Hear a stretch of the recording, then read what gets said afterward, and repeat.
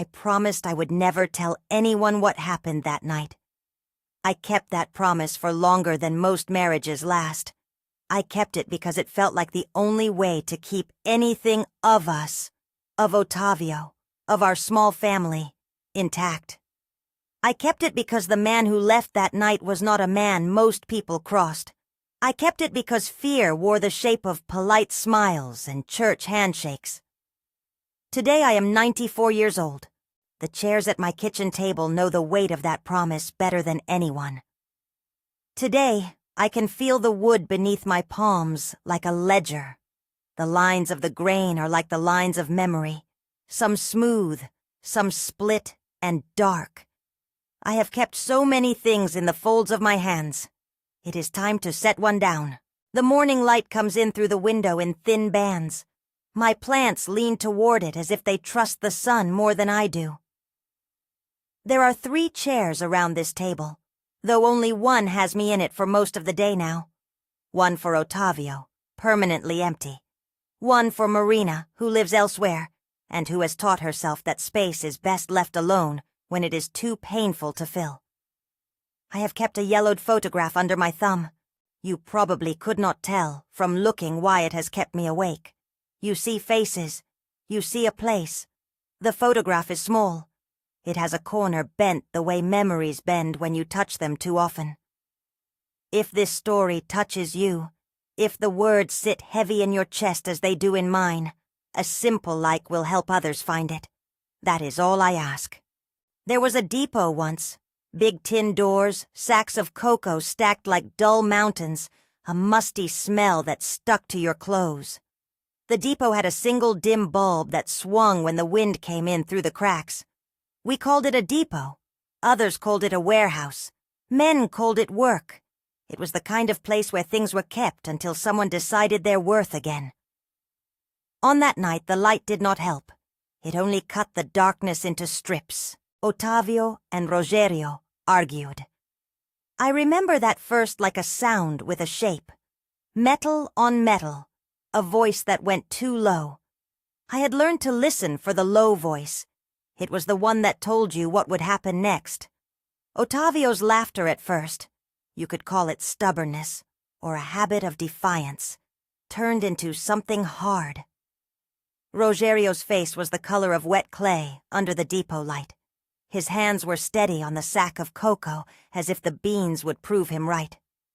I remember the way the dust rose, like smoke at a distance. I remember thinking, absurdly, of the clock in our kitchen back home, and how it ticked as if nothing special was happening anywhere in the world. Then there was a sound I have heard in sleep for decades, a dull, hollow impact against metal and earth. It surprised me with its abruptness. I ran. I don't know how many paces. Everything afterward is both too long and shockingly precise. The smell of spilled cocoa, the dull thump of someone hitting the ground, the immediate silence that followed the clamor. I knelt beside him. His face was pale in the depot light. There was a slickness at the edge of his ear. It could have been blood. It could have been cocoa. I could not tell. I shouted until my throat hurt. People came with faces that were not strangers anymore. Men from the neighborhood who had drunk at the bar with us. Drivers who had moved sacks with our hands before. Rogério was there when I looked up. He looked like a man who had to arrange things in his head before his face made a sound. He said into my ear, so quiet that the words seemed meant only for me. We handle this. You say it was an accident, and that's the end.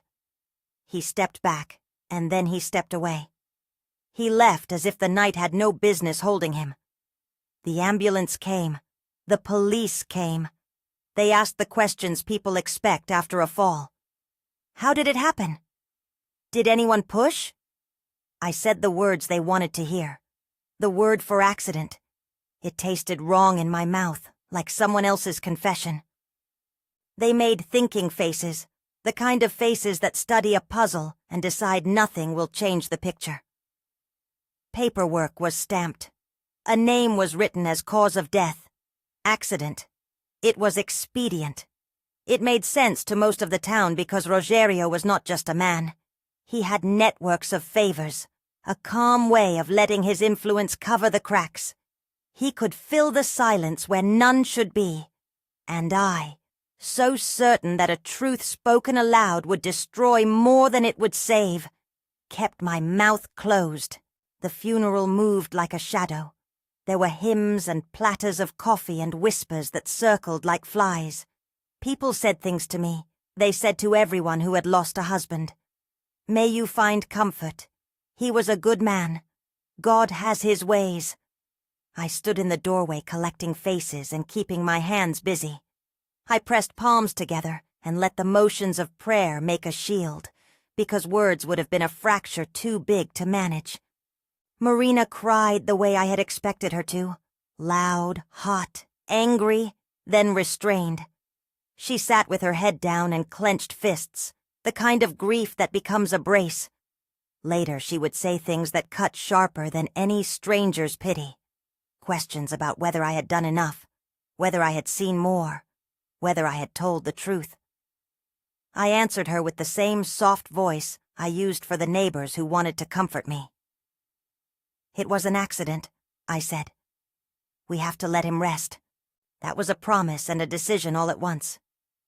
Keeping quiet is like learning to thread a thin needle with a rope. It takes more and more work. You invent rituals that hold the family together. You set the table because the empty chair is too honest otherwise. You go to church because people watch who sits where.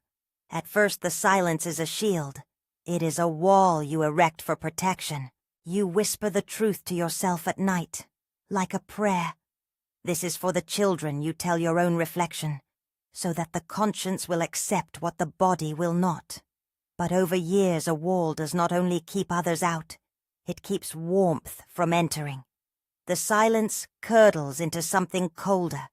It organizes the household. It becomes the quiet between every sentence said at dinner.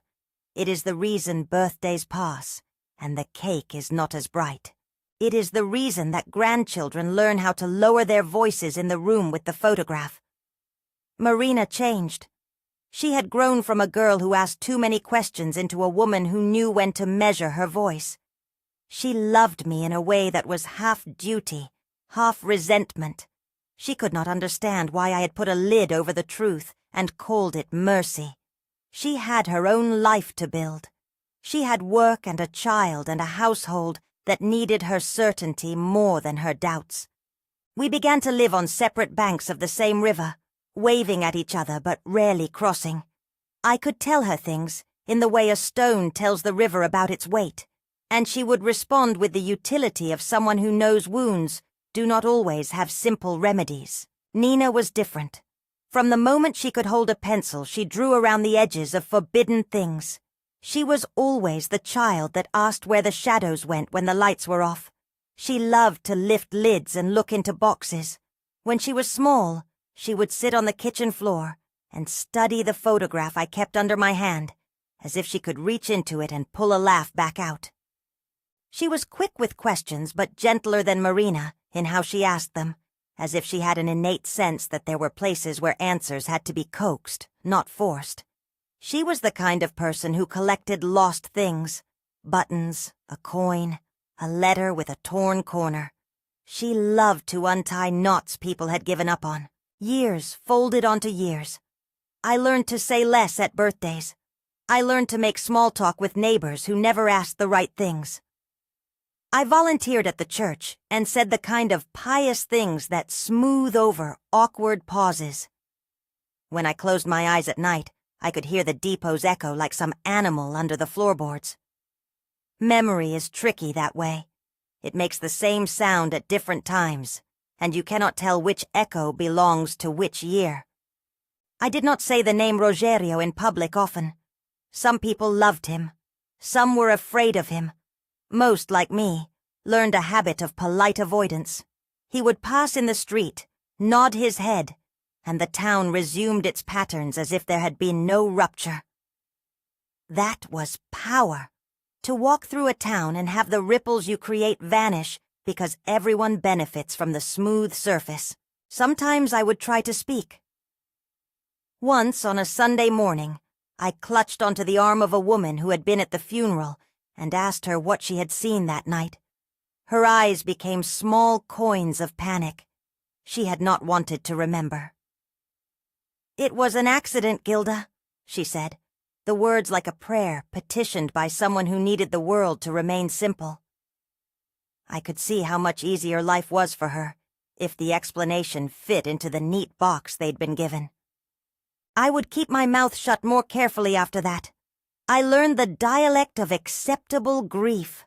I learned the sermon that said patience and forgiveness were virtues, until there was no steam left in me. There were threats, too. Not always the blunt, shouted kind that movies use. The threats that hurt were the ones that came with a smile. The casual remark about a favor called in. The note slipped into my mailbox with a polite warning. The lawyer's name mentioned in a tone that signaled consequences. Rogerio had ways of making the options look small. He suggested that if the truth came out, the family would be dragged into a public thing that would not be pretty. He hinted that our names would be on people's tongues for reasons other than sympathy. He had money, and people listen differently when money is on the line. He had friends in the offices where papers were kept. He had a way of making time itself bend, so that the past could be arranged like furniture. So I carried the secret as one carries a fragile thing that might shatter everything if dropped. I told myself lies to survive. I told myself that silence was protective, that it was a mothering thing to do. Better to let the public story be neat for the kids than to watch the town turn on them. I told myself that truth could be a torch burning everyone down, including those I loved. I told myself that Otávio would have wanted us to be safe. I told myself this until the words tasted like thin soup. I said them out loud, sometimes in the night, sometimes into my hands. They did not keep me warm. Memory is not a single thread. It is twined with regret, with shame, with small comforts. I remember the hours after the funeral when I sat at the table and set 2 plates out of habit. I remember sliding his coffee cup toward the edge of the counter, and then, in a small rage, pushing it back to the center so it could not be counted among the missing. I remember the way the neighbors' children stopped coming by as often, because their parents assumed sorrow had made our house a solemn place. I remember the first time Marina left and did not come back for a week. She called less, then more rarely, building a barricade of distance with her own hands. I remember Nina's small body in the doorway when she was 7, looking at me with big, exact eyes and asking, "Why is Grandpa's chair empty if he's supposed to come for dinner?" I said the answers adults give to children, soft white lies that close mouths but fray the edges of truth. Sometimes I pretended I was not listening when people whispered in market aisles. Sometimes I let the town speak so that my life could continue in the background like a tune.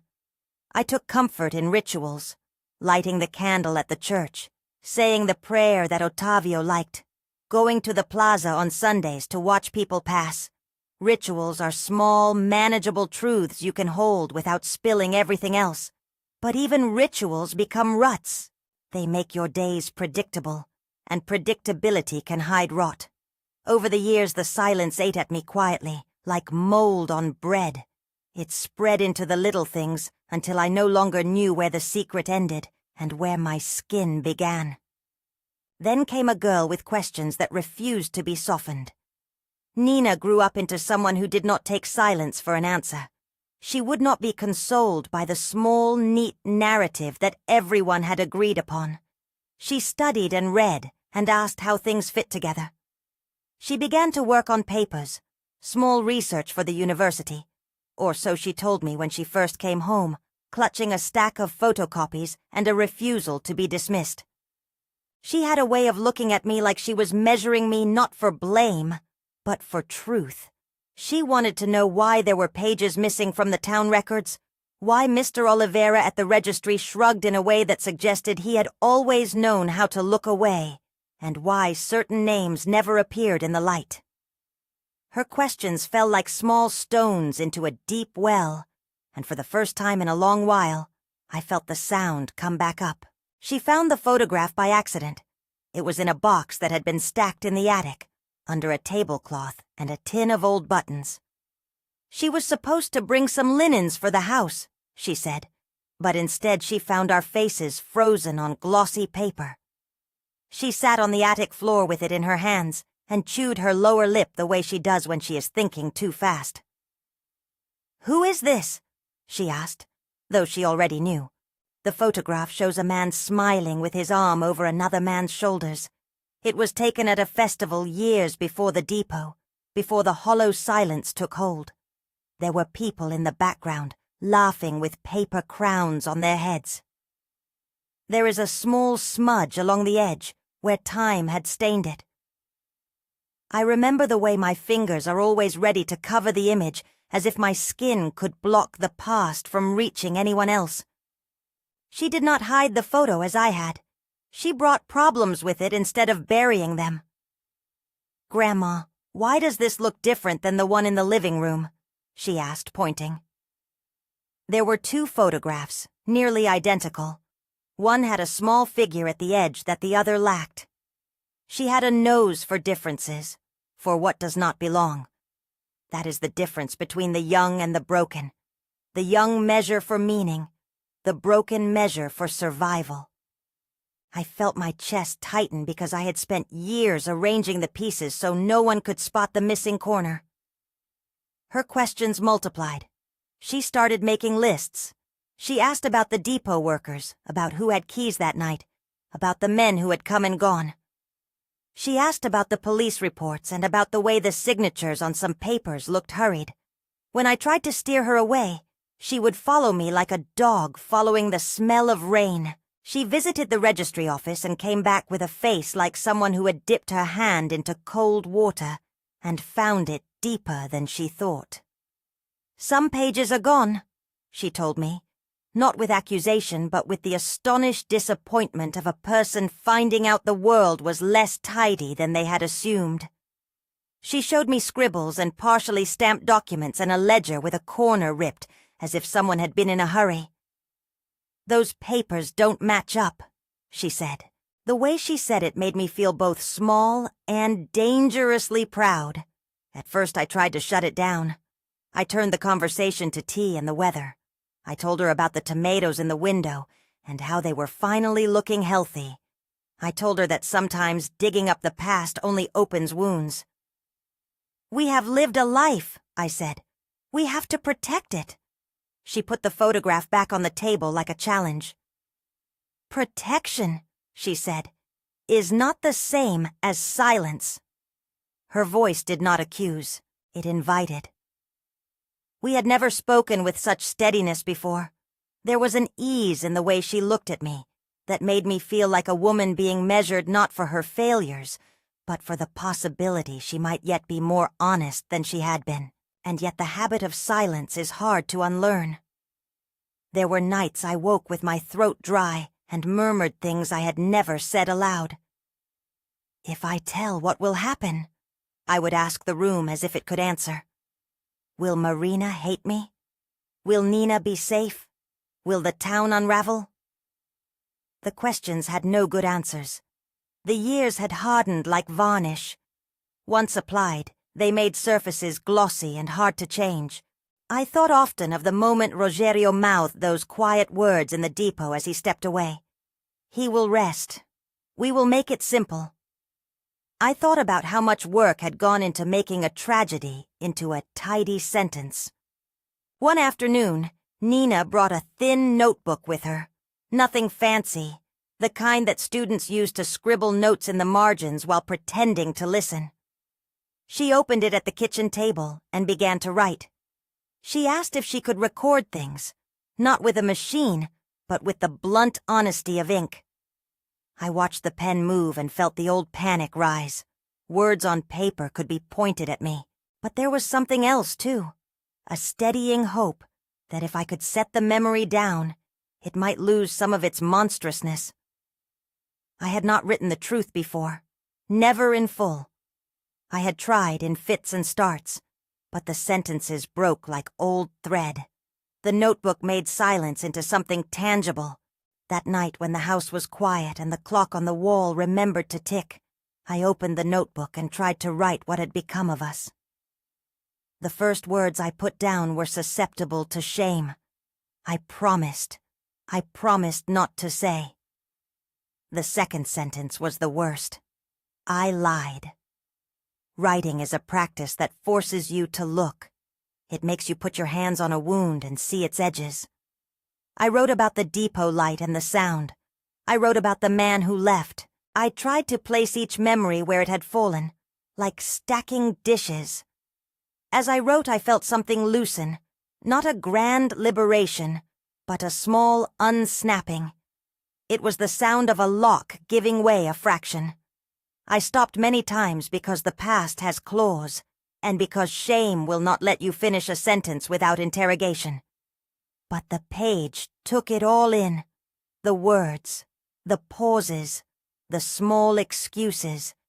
They fit there because ink does not judge. Ink only holds.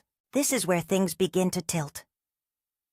Nina's curiosity became a quiet pressure, not venomous but relentless. She pressed me not by force, but by steadiness. She asked for names I had avoided. She suggested gently that sometimes the only way to honor someone is to let them be known in full, not just in photographs. She said, "Grandma, if you write it down, at least one truth exists on paper." I had believed for so long that truth would bring ruin. I had built my days around that belief. Now a young woman with a pen looked at me and offered a counterbalance. Truth as a thing that might also set a life right. She did not promise what would happen if I spoke. She did not promise healing or justice. She promised only that a thing would be named. On a late afternoon, when the light turned the tiles golden and the plants made soft shadows, Nina asked me to tell her, again, from the beginning. Not to be dramatic, not for a court or for neighbors, for the notebook, for the paper that would keep the evidence of a life. "Start with the light," she said. "Start with what you saw first." So I started and I told her, and as I watched her write, I saw that our shapes had changed.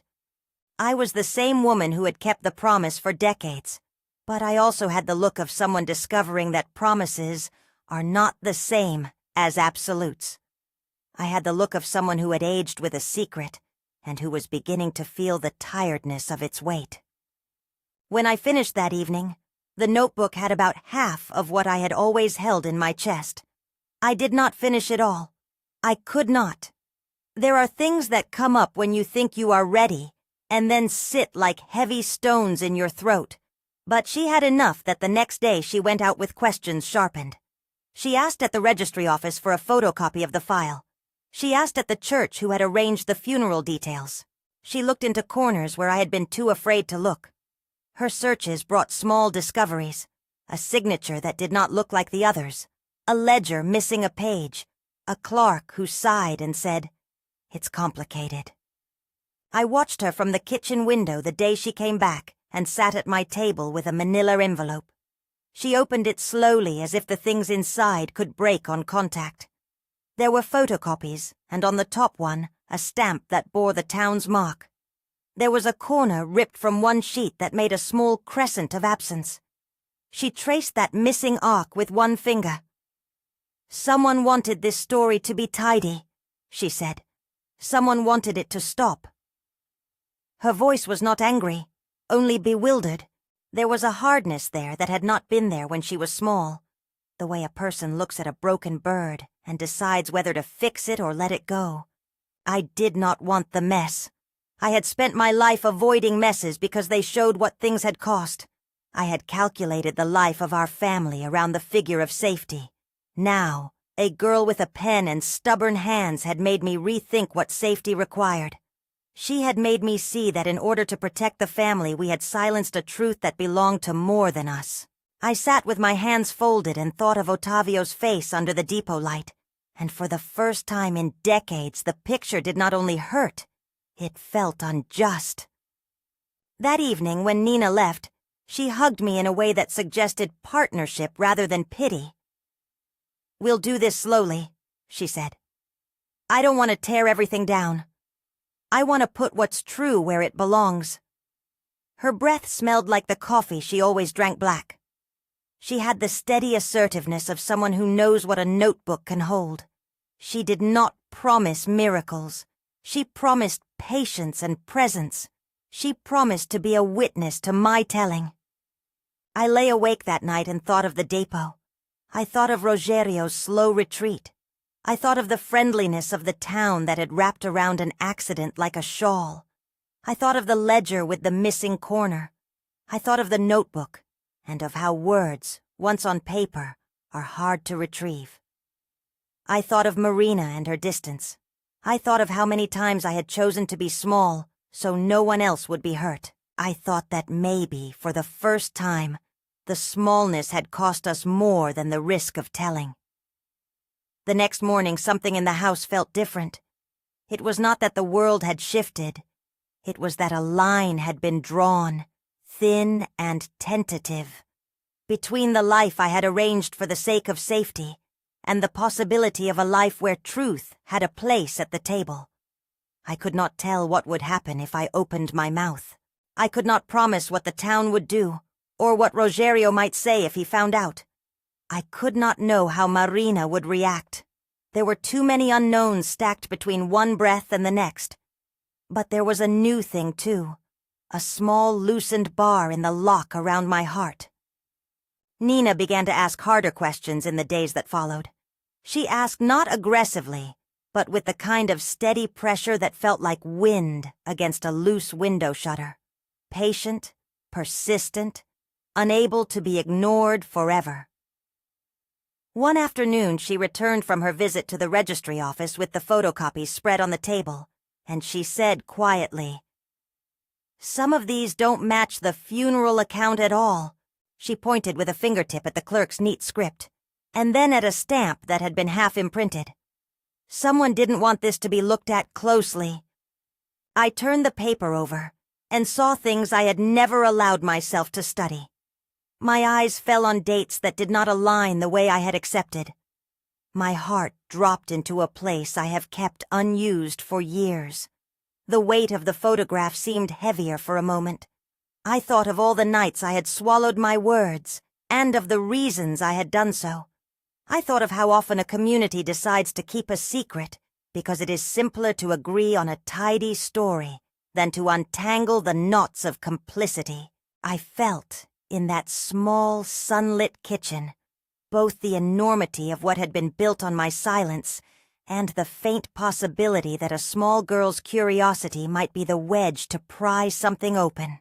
She looked at me then, Nina with ink under her nails, with impatience and care braided together, and said, "Grandma, will you tell me everything?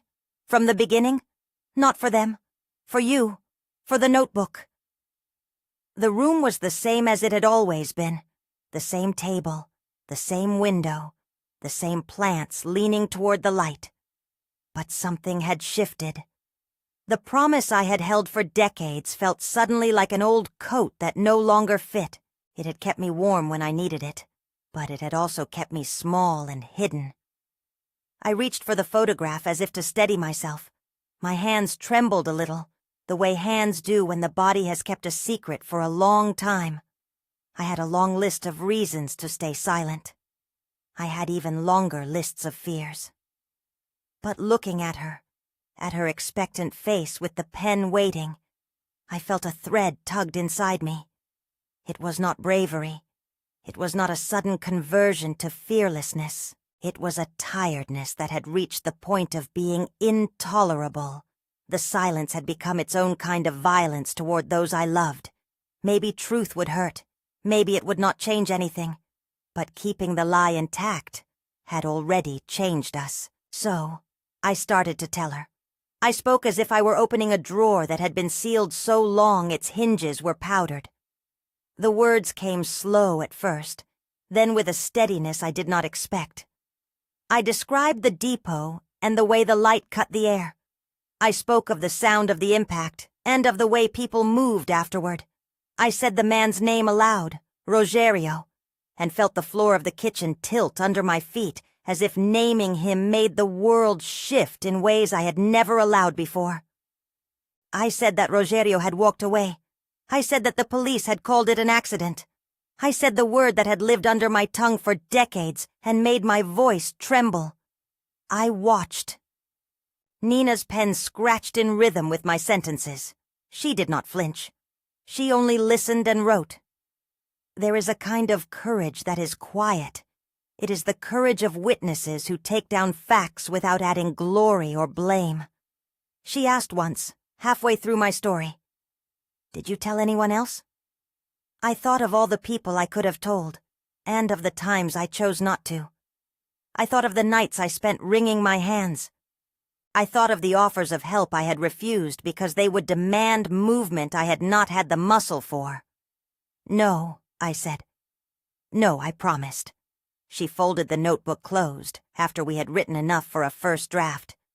She kissed my forehead and left with a grip that felt like a pact. When she closed the door behind her, I sat for a long time with the photograph in my lap, wondering which parts of the past would take flight and which would drag like shadows. I had opened a drawer that night, and objects had tumbled out. Some of them were small and harmless, smells and phrases that had been stored there. Some of them were heavier, the texture of a man's hand as he left, the look in Marina's eyes when questions were asked and deflected. I was not sure yet where the tumble would end. There is an odd mercy in the not knowing. For days afterward, I moved through the house with a kind of tentative hope. The kitchen table where the photograph had rested and where the notebook now lay took on a new meaning.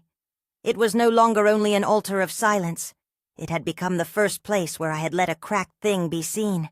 I began to sleep, in fits and stumbles, without that knot at the base of my throat. It did not disappear. The knot does not vanish overnight. But it loosened. That small unsnapping made room for something else, a small, cautious light that had the shape of possibility. And yet the shadow of consequences still hung.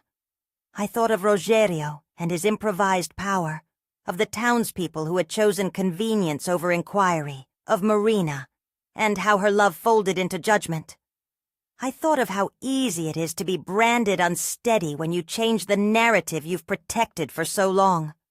I thought of the ledger and its missing corner. I thought of pages and signatures, and how paper can be altered by hands in offices that have learned to look away.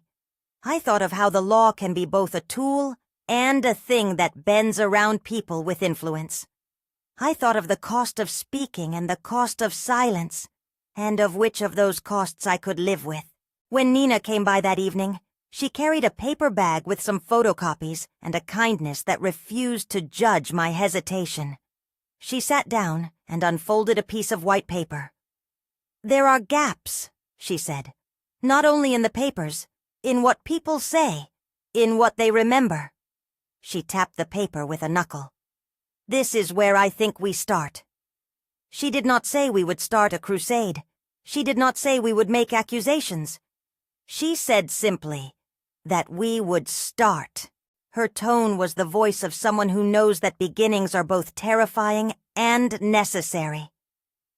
I nodded. My face felt old since I had begun to speak, but in a different way than before, like cloth worn thin and finally being aired. We sat at the table as the sun set and the plants turned into dark silhouettes against the window. The notebook lay between us like a small map. I thought about the promise I had made to myself and to others to keep silent. That promise had built an entire life of containment. The next thing to come would break the shape of that life, one way or another. Then, in the soft part of evening when shadows thinned and words grew bolder, the phone on the counter rang.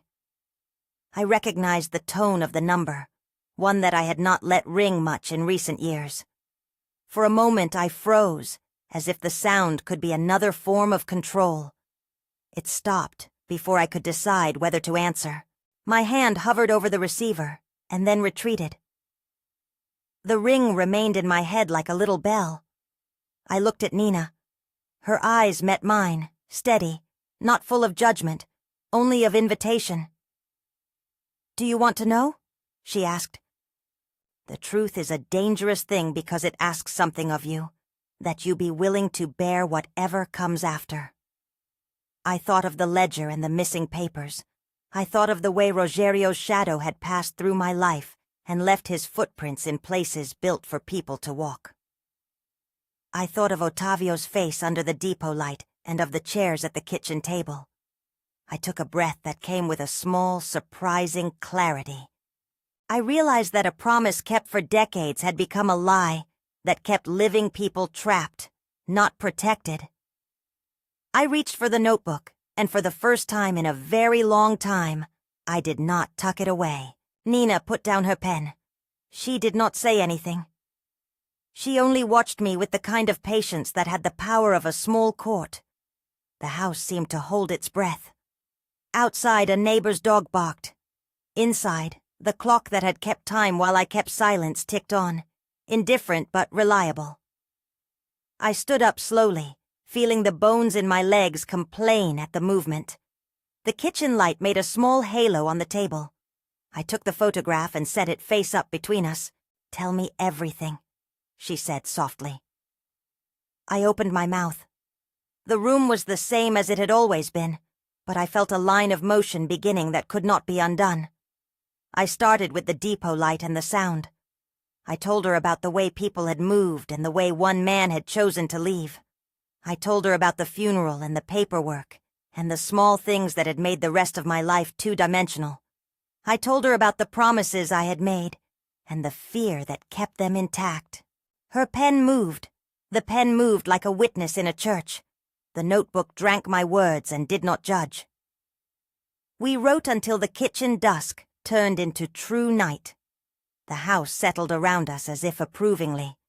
The photograph watched us like a patient animal. For the first time in decades, something had shifted shape in my chest. It was not resolution. It did not feel like a moral victory. It felt like a decision laid on the table, exposed to the air. I could not in that hour see how the town would respond. I could not see whether Marina would come to my door with a face of thunder or of softness. I could not guess which neighbors would side with a man who had always given charity, and which would be intrigued enough to look more closely. There were too many unknowns, but the act had been begun. The drawer had opened. Someone else had started to turn the key. Late that night, when the house had emptied of the day's sounds and my body hummed with a mixture of fatigue and small, frightened hope, I took the photograph and slid it back into its place. I did not hide it as I used to. I placed it gently between the notebook and the salt shaker, like a sign that something was changing. I went to bed with a heart that felt both tender and frayed. I prayed in the way I always had, short sentences aimed at a God I loved and feared in equal measure. "Give me strength," I said. "Give us courage." There was no answer but the soft breathing of the house and the distant pulse of city lights beyond the window. That would have to be enough. The morning came with a paper stuck under my door. I found it with my slippers chilling on the tile. It was anonymous. It was polite. It did not accuse or reveal. It only suggested that not everyone welcomes dust being disturbed. The handwriting was careful. The note read, in measured letters, "Some doors are closed for good reason. Be wise." The ink had small flourishes, as if whoever wrote it wanted to sound like a friend. My first reaction was the old panic, fear, the old muscle that clenched and folded. My second was something else, a fierce, humble anger that rose like a tide. The note assumed I would shrink. It assumed I would return to the old shape. I put the note in the pocket of the notebook. I showed it to Nina when she came by that day, and watched her face with a curious mix of concern and the steady reassurance of someone who does not believe threats, believes in empty threats. She folded the note and slid it into her pocket, as if it were a small animal that might bite if left exposed. "They want you to be afraid," she said, looking straight at me. "But fear is louder when it's alone. We won't let it be alone anymore." We made a plan, the way two women might arrange a garden, slowly, with attention to the soil. Nina wanted to start with paper. More photocopies, more notes, a record of what had been found and what was missing. She wanted to go back to the registry again and ask for the originals, to speak to the clerk who had seemed to know how to look away. She wanted to interview people who had been at the depot that night, not like a prosecutor, but like a daughter collecting stories for a scrapbook. "Small questions," she said. "Not accusatory. We ask and see who answers." The first trip to the registry was small and awkward. Nina spoke to a woman behind the glass who wore her hair in a tired bun and whose eyes slid over names the same way rain slides over a window. The clerk thumbed through a bound ledger and shrugged like someone who manages the weight of other people's business for a living. "Sometimes pages go missing," she said, as if pages had freelanced the town's secrets and gone to live somewhere else. Nina recorded what she could on her phone and copied the clerk's handwriting into a notebook. We left with a photocopy that had the telltale half-stamp and a blank where a page should have been. I watched the town watch us with the curiosity one gives to a small accident that interrupts a Sunday. Old women crossed themselves as we passed, the same motion I had performed for years and had forgotten to question. Men at the cafe lowered their voices, as if sound itself needed permission to continue. Some faces that used to be neighborly hardened into polite distance. Others, people who had been polite because convenience required it, watched with the same polite confusion they might reserve for a stray dog. Nina was relentless in a way that belonged to the young. She knocked on doors and asked soft questions. She spoke to men who had been at the depot and listened more than she talked. She wrote down times and names, and she asked the same questions more than once, as if repetition might reveal what had been missed. A man named João, no one remarkable, just a driver, told her the thing he could not keep from saying, that the depot had been louder than usual that night, that Rogério had been more brusque than normal. He folded his hands and said it as though he were returning change. "We do not make a thing of it," he said. "But I remember."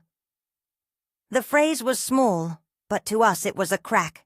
With each tiny revelation, the shape of the past grew more jagged. We began to understand that the neat box the town had been comfortable with had seams. Someone had worked hard to sew it up, but the thread had loosened. Nina printed copies of the photocopies and kept one in her bag for the times when a person's face would go pale and memory would become slippery. She taught me to cradle documents the way I had once cradled a child's fevered head. I did not want to make enemies. I had spent 60 years learning that a soft answer keeps houses from burning, but softness had become a smothering blanket. With Nina's quiet authority and the notebook's new weight in my hands, I started to be less afraid of what my voice could do. It felt odd at first. My muscles had atrophied around the idea of speaking. When I asked a question now, my voice did not tremble as much. It still shook sometimes. Old bones remember fear, but the tremor was not always capitulation. Word spreads like damp in a house, quietly, then with a steady insistence. Someone in town noticed Nina's photocopies. Someone else mentioned that Gilda had been talking. A retired teacher who used to sit at the front pew reported that she had always wondered. A shopkeeper who had sold sacks of cocoa told his daughter. The story gathered small witnesses in the way a puddle gathers rain. Rogério noticed sooner than I expected. He was the sort of man who notices the seams when a curtain flutters in his favor. He began to come to the church with a new punctuality. He took his place in the second row, his suit pressed, his hands folded like a man who thinks careful posture will put the world in order. When he passed in the street, he did not look away. He would place his eyes on mine, long enough for me to feel recognized and then move on, making his recognition into a public thing. I first spoke to him where the town expected such things to be arranged. At the altar after Mass, the envelopes of charity passed between hands, the coffee and small talk outside the church door. He came up to me with that steady ease people use when they have controlled much of what happens around them. He offered his condolences as if he were offering a plate of food. "Gilda," he said, as if he had always known my name with the right inflection. "I have heard you are stirring up old matters. There are ways of speaking that are softer than a threat and harder than a warning." He smiled like a man who arranges flowers, pretty, precise, arranged to look effortless. "Some things are better left to rest," he said. "The town needs peace." He did not raise his voice. He did not need to. He implied that the town's peace required a kind of compliance, our old compact. I felt then the particular chill of being a woman who had been permitted to be small. He moved as if he had always been in the room when the rules were made. "I am only asking questions," I said. My voice felt like a shard at first, and then smoothed a little as the words fell out. "It is not for me to ruin anyone's life. I want truth." His eyes slid to Nina and returned to me. There was no repentance in his face, only an accuracy of offense that might be practiced.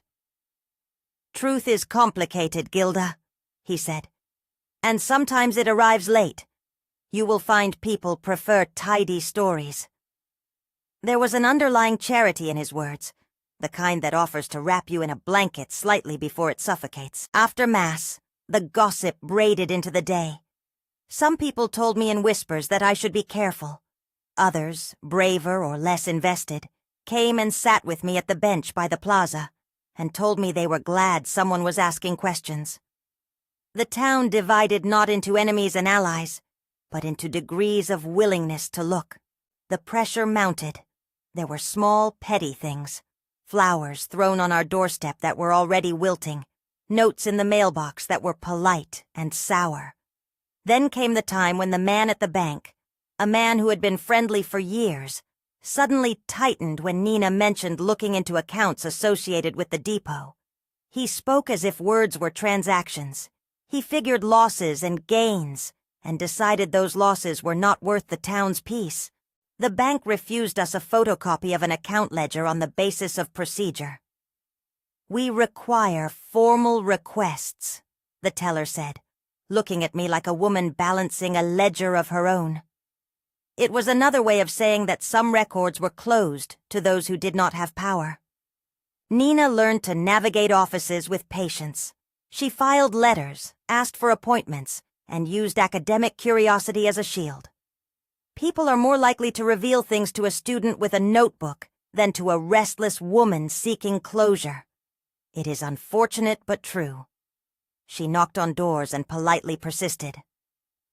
On one of those visits, she spoke to an old clerk at the cartorio who had been there a very long time. He looked at her with the weary indulgence of a man who had seen the same human strangeness for decades. "Yes," he said finally, after their conversation had gone in circles of memory. "Pages sometimes go." He tapped his temple the way an archivist taps for misfiled notes. "Sometimes someone takes a page home and forgets. Sometimes the wind takes it. We lose things." His shrug was not helpful, and yet it was a small admission that papers are human, too. Pliant, subject to hands. The notebook grew. I continued to write when I could. I sat at the kitchen table in the thin light and described the depot in small and precise ways. The way the bulb swung, the smell of cocoa in the pocket of a jacket, the way Rogerio's voice dropped into a register that rearranged people. It felt odd to be literal again. For decades, memory had been a stew of evasions. Now it had the hard bones of detail. It made me feel accountable and strangely clean. The conversation in the house turned, inevitably, toward Marina. Nina believed that if Marina heard the words in the right way, she might understand the chain of choices that had led to silence. Marina had always been the emotional electricity in my life, the daughter who felt deeply and gave that feeling like a currency. But she had also been the woman who needed certainty, who could not live in the liminal. When I told her, in a letter one afternoon, not because I had not tried to tell her in person, but because I feared her immediate anger would make her leave for longer than we could handle, I felt like someone who had lit a match in a shuttered room. Her reply was a storm. She came to the house with her eyes raw and her words edged. "Why did you protect him?" she demanded. And the question was not only for Rogerio, but for me, for the life we had both made out of survival. She accused me of cowardice and of choosing the town over family. She accused me of being petty and small, and she cried with the kind of shattering sound that had stooped me in other years.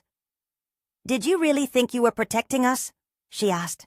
"Or were you protecting your own fear?" It was a question that hurt because it was true, in ways I had not allowed myself to see.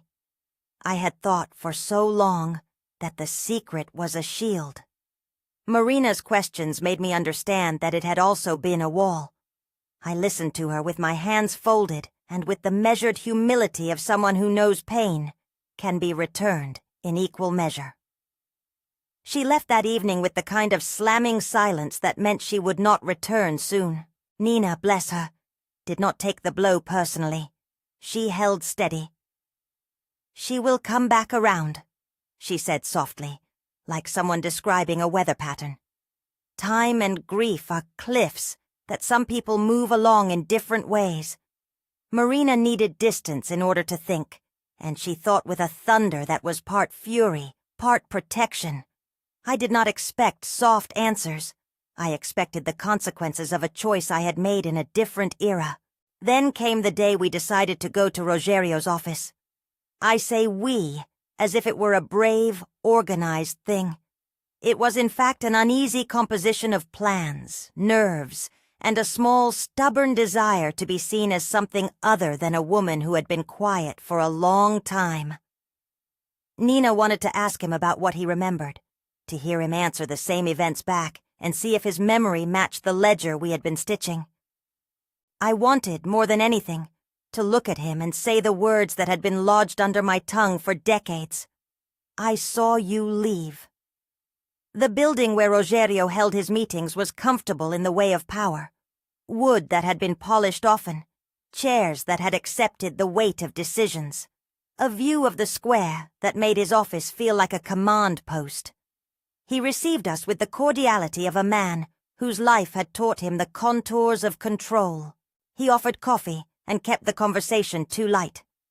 Nina laid some photocopies in front of him as if they were bread. He looked at them as if they were crumbs. "What do you want me to say?" he asked finally, folding his hands the way a man folds a map. "People fall. It is a tragic event. We all grieve. I want you to tell me what you did that night," Nina said. Her voice had none of the tremor mine had acquired over the years. It was the voice of a person who knows that an account can be given without rage. "Did you help? Did you call for help?"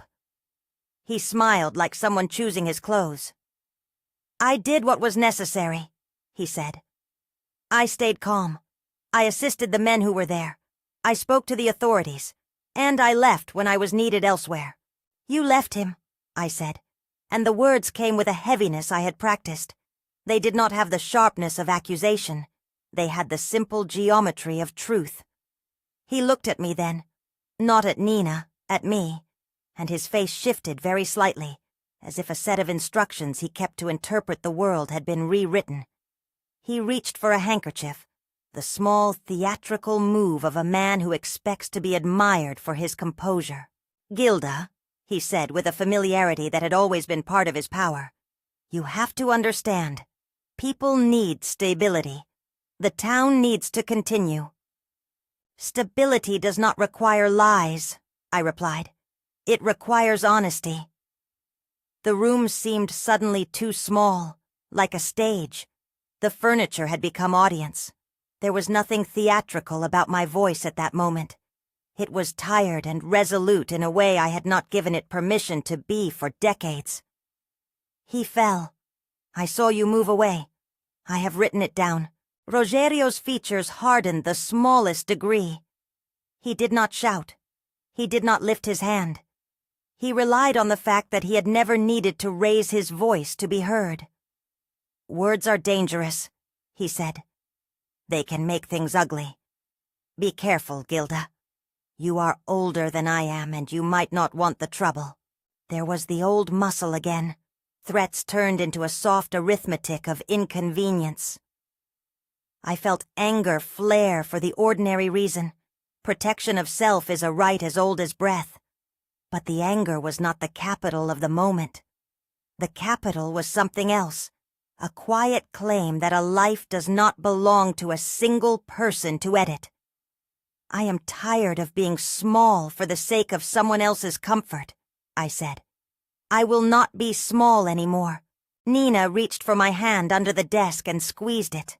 Sometimes courage is a look rather than a sword. We left before the room cooled and the smell of polished wood returned to its habitual innocence. Outside, the air felt like a new season. The next days were a mixture of small victories and the predictable backlash that accompanies any disturbance of the comfortable. A neighbor who had been friendly for years stopped by and, without much preamble, said she could not be involved. A young woman who used to smile at me in the market looked at me with new reserve. It stung, of course, but there were also people who came quietly to the house and thanked me for telling the truth. It's about time someone said something, a man named Alberto told me, his voice low with the modest heroism of a person who rarely speaks out. You deserve to be heard. There was a family meeting that none of us invited the press to, but that felt like a public hearing because the house filled with neighbors and the air was thick with opinion. Nina sat purposeful and calm, and Marina came late, like a storm arriving after the first lightning. The room became a map of the town's alliances, some faces sympathetic, others strained. I had not intended for it to be a performance. It became one anyway, as lives do when they gather. I began by reading a passage from the notebook. My voice projected more steadiness than I expected. I described the depot and the sound once again, that had become an echo in my bones. I read the line where I had written the man's name. I read, plainly, without theatrics, the facts I had been given the courage to record. Marina listened, and then finally released the noise she had been compressing, a combination of fury, grief, and a sense of betrayal that felt like a clean, bright thing. She accused me of making choices without consulting her, of deciding what was best for the family as if she were a child. She asked why I had lied to her, why I had protected a man who may have been responsible, and why I had kept quiet when she had needed truth. Nina found things, I said. She poked at the corners that we had smoothed. I wrote it down because things deserved to exist in words. You write it and then what? Marina demanded. You write it and then people talk and nothing changes. Did you think about that? Did you think about what it would do to us? To me? I could not sit in her judgment and not own the part of myself that had valued safety above candor. I thought about losing you, I said. I thought about everything. I thought I was protecting us. I was wrong in ways I did not want to be right. But the truth was there. It would have surfaced in some way. At least now we know what is under the floorboards. Her anger was not only aimed at me. It was aimed at the world that had made these kinds of choices sensible. She left the room, and a silence that was both sharp and relieving settled in its wake. The living room, with its photograph on the mantelpiece and the notebook on the coffee table, felt like a place where history and the present argued. the town's reaction widened from private murmurs to open conversations. At the bakery, people speculated in the way one does with gossip. At the church, people crossed themselves and wondered if the quiet was not the price paid for peace. Rogerio did not remain idle. He spoke to people who had always been in his corner, and he attended meetings where the agenda did not mention him, but where he could still shape the margins. He maintained the posture of one who gives generously and expects loyalty in return. The press, small reporters from nearby towns and a young woman from a city paper who smelled faintly of ambition, came eventually. They asked questions that stretched like fishing lines. "Do you have proof?" one asked Nina. "Why now?" another asked me, their pens hovering like flies. I felt the old fear creep back, exposure in a way that would not only be about facts, but about humiliation. But Nina was practical. She showed them photocopies. She showed them the notebook. She explained the gaps and the missing pages and the things that did not match. She did not promise a verdict. She did promise an account. There were consequences. Some neighbors crossed to the other side of the street when they saw me. Some invited me tea and then quickly changed the subject. Marina cut off visits for a long stretch. She answered a call once and spoke to me in a voice flattened by endurance. She asked me not to come by. There were letters, some angry, some sympathetic. The phone rang with a caller who did not speak his name and said, in a voice that wanted to sound like a friend, "You should know what your granddaughter is doing." I let the phone rest on the table and did not pick it up. The house had been a place where silence passed for protection. Now it was a place of decisions, and decisions make enemies and allies in unpredictably fair shares. But there were small acts of repair. Nina began to attend to the tasks she had missed while investigating, teaching, going to the university, and sometimes bringing over a small dish for dinner. She sat on the kitchen steps and would tell me about a lecture or the new research she had found that morning. She would take the notebook and read to me little extracts she thought were important. Once, in the slow of an afternoon, Marina came by with a pot of soup, her movements careful, as if she were testing whether the house would accept her. She stood a little while by the table, and then, without a word, sat down. It was not a reconciliation. It was the beginning of one. She hovered near the window and breathed the kitchen air, and in a small voice said, "I needed distance, but I am listening. Time does what it always does. It softens edges unevenly." The city paper published a story that was careful more than sensational. It did not name anything in a way that would be defamatory. It presented the photocopies and the missing page, and the account of a woman who had finally decided to speak. The story made a ripple. People read it and remembered faces. It made the town less able to pretend everything was simple. Rogerio, predictably, made statements that were measured.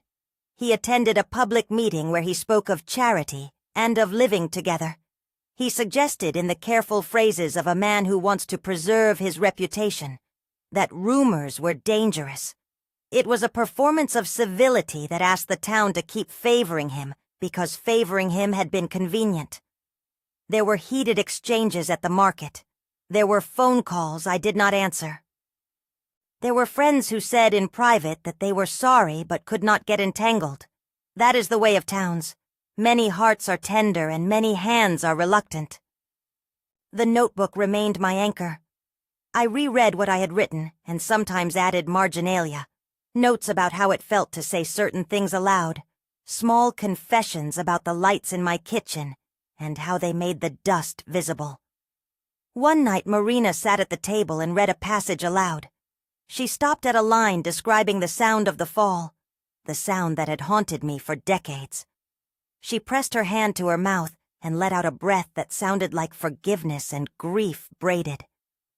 "I did not know this," she said. "I thought you were protecting us." Her voice did not blame entirely. It was more complicated, split by grief and by the years we had spent together making a life out of compromise. There were no sudden justice scenes, no dramatic arrests or vindications. That is not the kind of tale this is. Life tends to move in small increments, petty kindness and large absences. But there were little public shifts. The man at the market who used to tell Rogerio jokes found his voice and asked questions about the record. An old friend of Rogerio's declined to make a public statement in his favor. She said she needed to think. The town could no longer easily pretend it knew nothing. At the heart of it all, I felt a change inside myself that was not loud, but felt like an unstoppered jar. When the mornings came, I woke with less of that old muscle of dread tightening my chest. I could sleep in longer stretches. I would wake and sit at the table and water the plants without my hands trembling so much. The plants, absurd little moral teachers, responded to a gentleness that had not been mine in some time. There were days when I would set 2 plates out for dinner, and the act felt less like an obligation and more like an offering. Nina stayed near in a way that was neither clingy nor performative. She took the notebooks to classes sometimes and read from them to students who listened politely. She spoke with a care that turned ink into testimony and then into memory that might outlive rumor. She did not promise me the world. She promised me presence. One afternoon, months, perhaps years, into this slow unraveling, Marina came back to the house in a way that suggested she had been rehearsing the moment. She did not bring the storm that had left us both raw. She brought a bag with small things, her act of penance, if one might call it that. She sat and did not speak for a long time. Eventually she reached across the table and took my hand. Her fingers were warm. "I have been thinking," she said. I was furious, yes, but I see you were afraid in ways I did not understand. I am not proud of how I ran, but I needed to find the ground to stand on. It was not a full reconciliation. It was a first step, fragile and human, and it mattered. We continued to live with the consequences. Some friends remained distant. Some conversations became formal. But there were also small restorations. A neighbor taught me a new recipe, and Marina stayed for dinner more often than she had in years. Not every week, but sometimes. She began to ask questions not in the tone of accusation but of curiosity, as if gradually the family might rebuild without pretending the old scaffolding had been sound. I visited Rogerio once more, not because I expected a confession, but because the act of naming the man who had been there had made it necessary to see him again. I walked into his office like a woman who had paper in her pocket and courage in her ribs. He looked at me and did not show surprise. "You are persistent," he said. "I am tired of carrying the silence," I replied. He smiled, and for the first time, I thought I saw, under the practiced calm, the smallness of a man who had cultivated a public self and now needed it to cover private choices. He did not deny that he had been there. He did not say, "I am sorry." He did not need to. The lack of words was its own confession. "People remember differently," he said. "Time blurs the lines." Time did blur lines, sometimes in mercy, sometimes in evasion. But the notebook had become a kind of counter-memory. It kept a stubborn ledger. I had written not to hurt, but to make the world align more closely with what had been. There was a dignity in setting things down. It did not make me whole, but it made me honest. Years passed. The town calmed into a new normal that carried the memory of our disturbance like a scar that changes the skin's texture. Rogerio kept his life, his house, his polished routines. He had defenders who believed in him for reasons that ranged from gratitude to convenience. He also had people who found their faces altered when they remembered that a man they had liked had left another man to die. Human beings are complicated, and so are the choices they make in company. At night sometimes, I still woke with the sound. The sound has a gravity that knows no negotiation, but the knot in my throat had loosened enough for me to breathe through it. I started, strange as it sounds, to think of the quiet not as a guardrail, but as a thing I could set down. It did not mean I had been brave the whole time. It meant that the weight had finally been shared. The final step, if there can be a final step in a life that has had this kind of history, was the day I decided to speak publicly. Not in the way newspapers speak, but in a small hall in town where people gather for community events. Nina arranged it quietly. She asked the mayor's secretary if we could use the community room. The request was, she told me, for a talk on memory and family history. It was modest as things go, and honest in its modesty. I chose my words like someone selecting garments for a journey, sober, accurate, and not ornate. On the day I spoke, the room was not full, but it was not empty either.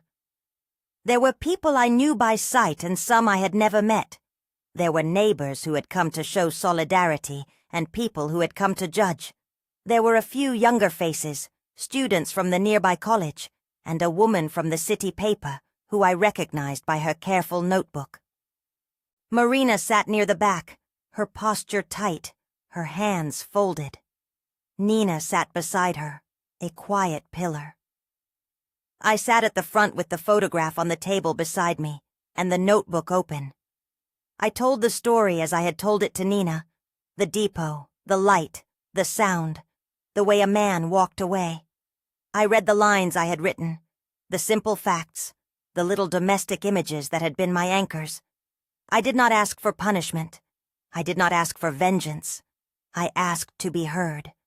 They listened, many of them with the kind of attention that transforms a monologue into a shared thing. When I finished, there was the small sound of someone clearing their throat, and then a silence that had the weight of snow. A woman stood up and thanked me for telling the truth. An old man cursed softly, his own form of allegiance to old comforts. Marina, after a while, stood and walked to the front. She looked at me for a long time, and then, in a voice that trembled but did not break, placed her hand on mine. "You were afraid," she said, "but you are brave now." It was not the kind of absolution that washes history clean. It was a human re-knitting of a tear. Afterward, people came to speak softly as if touching a healing wound. Some came to ask for the name of someone who might help trace the missing page. Others came to offer sympathy that sounded like understanding. The city reporter asked questions I answered with care. The story she wrote was not sensational. It honored the texture of a life complicated by choices. It did not promise justice. It promised, instead, memory. I do not pretend that everything healed. Family bonds are not mended instantly by a speech. Some people remained distant. Some offered me kindness slowly, like someone offering a bandage for a bruise. But something changed that day.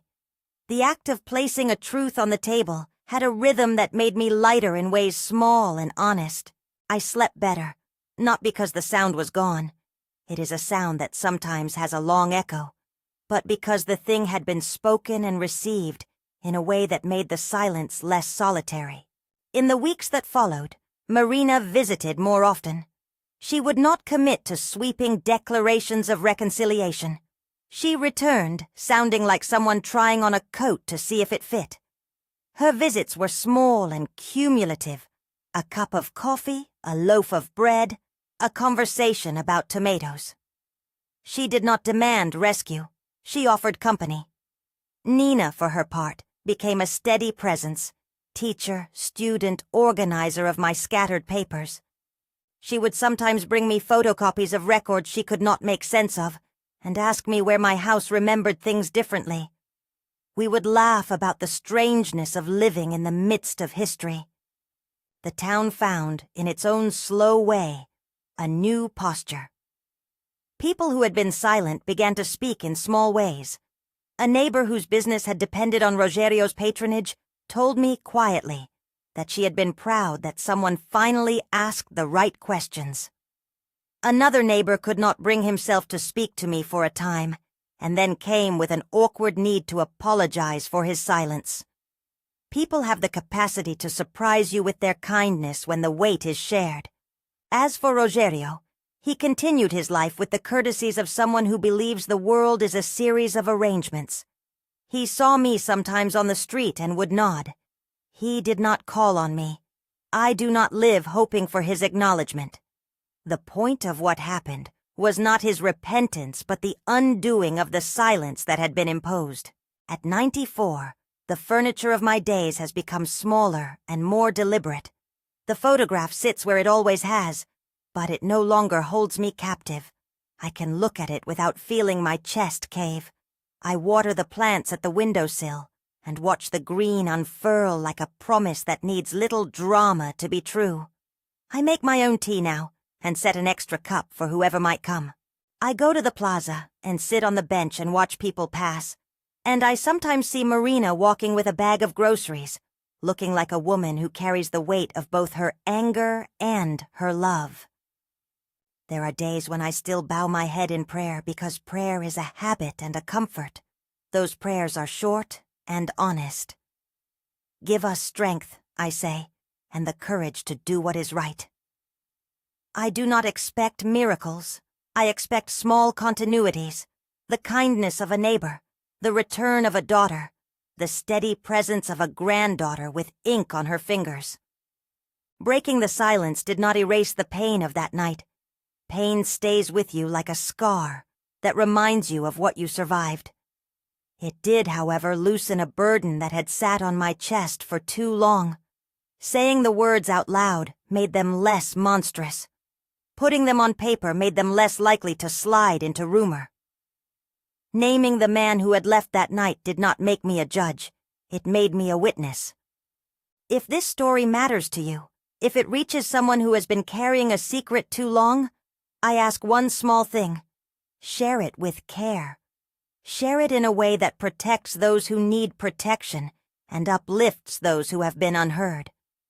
Support those who find the courage to speak, not because speaking fixes everything, but because it gives a chance for truth to breathe. I am 94 now. The chairs at my table have held years of light and shadow. I set one more thing on the table when I finish speaking. A small pot of basil, its leaves bright and alive. I water it with hands that once trembled for other reasons, and I listen for the sound that used to wake me in the night. It is still there in my memory, but it sits beside other sounds now. The chatter of the market, Marina's footsteps on the path, Nina's laugh when she drops her keys, and curses in a language that makes me smile. Someone called my name the other day from outside the window. It was Marina, and her voice was softer than it had been years ago. She asked me if I wanted tea. I nodded, and for the first time in a long time, I didn't have to consider the weight of the answer. I stood up slow but steady and walked toward the door. We do not always get neat endings. Life gives us small reconciliations and the slow work of repair. It gives us the chance to be honest late in the day, if not always early. For me, breaking the silence at 94 has been less a victory parade than a settling of accounts with my own conscience. It has allowed me to sleep with less fear and to hold my granddaughter's hand without the old quickness in my chest. If you carry a secret that has become a burden, if you know someone who needs a witness, let this be a gentle push. Tell the truth when you can. Protect the vulnerable as you must, and know that speaking is not always the end, but the beginning of an uneasy, necessary repair. If this touched you, share it with care, or leave a message of support for those who are finding their voices. The smallest kindness can be a lighthouse for someone lost at sea.